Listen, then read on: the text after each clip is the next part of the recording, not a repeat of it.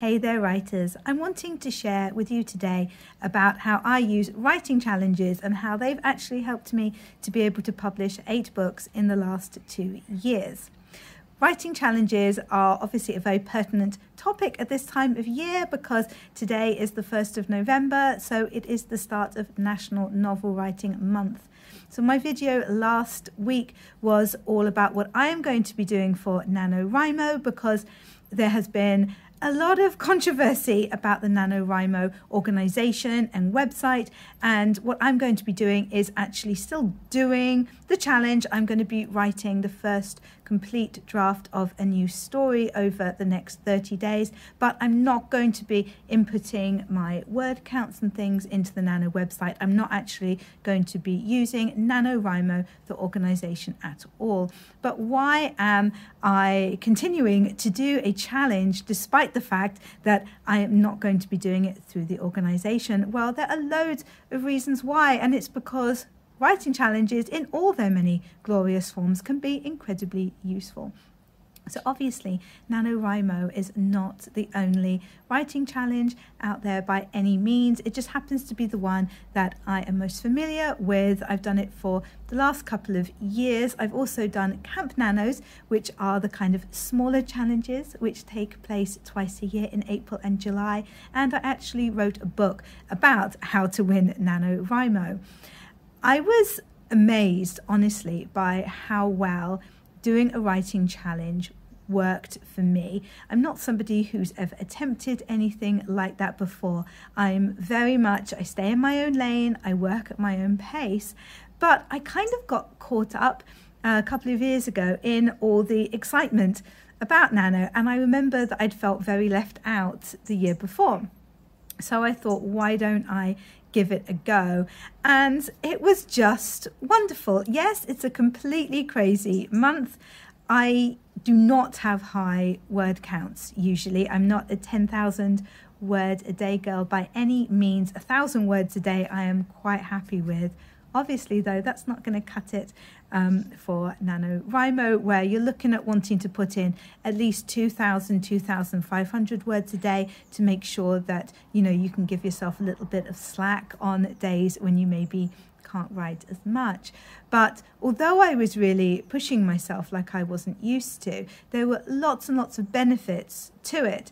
And those benefits, first of all, you've got the community aspect, which I unexpectedly loved. I'm an introvert and I didn't think that I would get that much out of the community aspect, but I was running live writing streams 4 times a week, I think, at that time, and a real little community built around it. I also had other friends who we kind of joined together on the NaNoWriMo website and were pals on there, cheering each other on.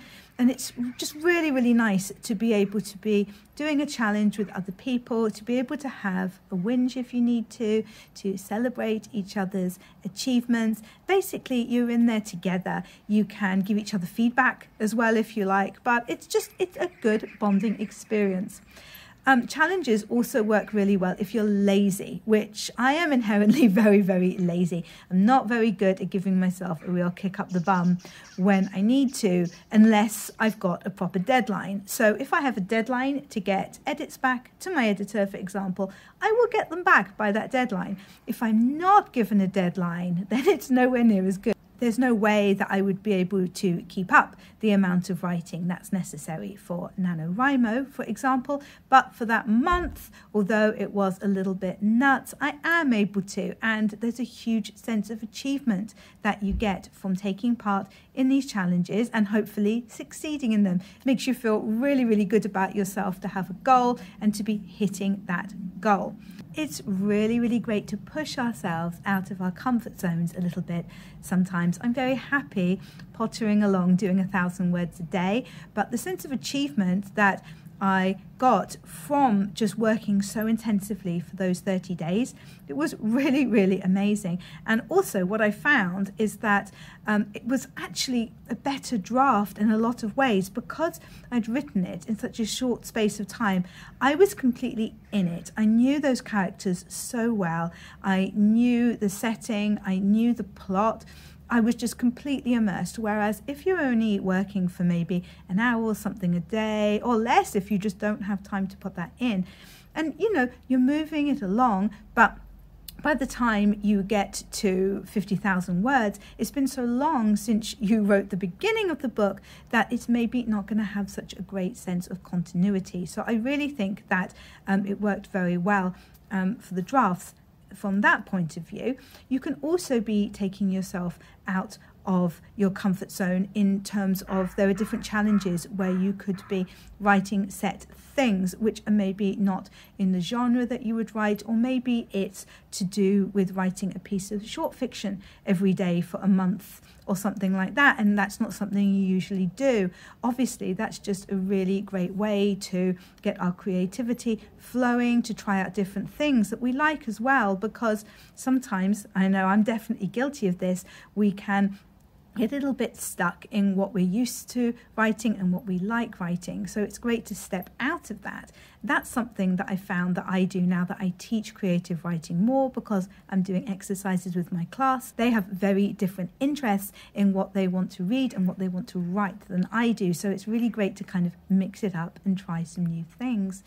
The other way that I think that writing challenges can be really, really great, especially if they require you to write quite a lot of words every day, is that it can kind of get rid of a little bit of that perfectionism, which we can often be stifled by in a way. If you know that you have to write 1,500 words or 2,000 words or whatever it is, and you've only got a set amount of time, you can't fiddle around working out if that sentence sounds exactly right, or if you could work out a different metaphor that might work better. There just isn't the time to do that, and it can just mean that you're able to move through your story better and maybe get more into the flow of the narrative rather than worrying about each little word. Of course, you're going to be editing your manuscript so many times after this. We're just talking kind of first draft, first getting down on paper, so it really doesn't need to be perfect. But I know I'm definitely guilty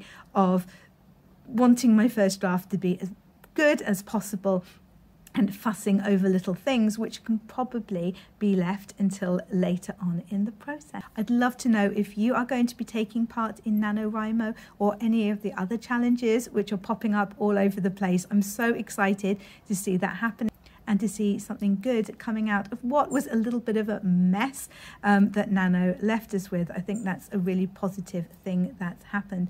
I will make sure that I link my video from last week down in the description below in case you haven't had a chance to watch it yet and you want to know more about what I'm planning to do this month and my reasons for doing it. I wish you the very best of luck in whatever you are going to be writing this month, and I hope to see you in the next one. Bye for now.